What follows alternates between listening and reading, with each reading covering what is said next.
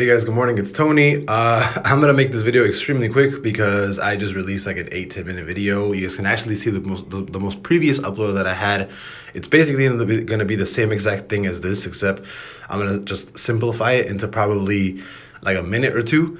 I guess there was no audio in the other video. I'm gonna leave it up because fuck it, why not? But you know, I'm not gonna record another 10-minute video. See, there you go. See, dope shorts. I just saw your comment, bro. Thank you. I'm remaking this video because of you. I literally just saw. Anyways, every single time President Biden has spoke about the economy, we've dropped anywhere between 5 to 3% within 10 days. First time was January 22nd. We actually dropped about 20 bucks. Second time was May 7th. We dropped another $20 or so. Third time was July 16th. We dropped $13 or so, 3% in around 3 days. So we can kind of assume that there's an obvious pattern here, and we can possibly see anywhere between a $12 to $20 drop within the next 10 days or so.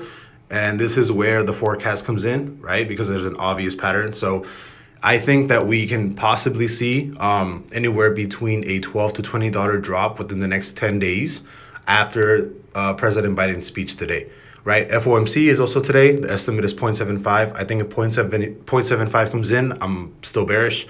0.5 happens, I'm still bearish. The only way that I'm bullish on the S&P 500 is if the rate hike goes all the way down to 0.25, right? Which can be likely, right? Because of how bad the stock market is right now. But yeah, see, there you go.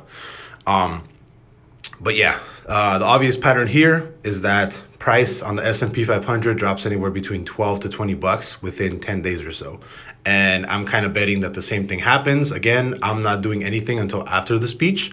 But as of right now, more than likely, price target is anywhere between 406 to maybe the like little bit under 400 bucks on the S&P 500. So I'll see you guys later. Bye-bye.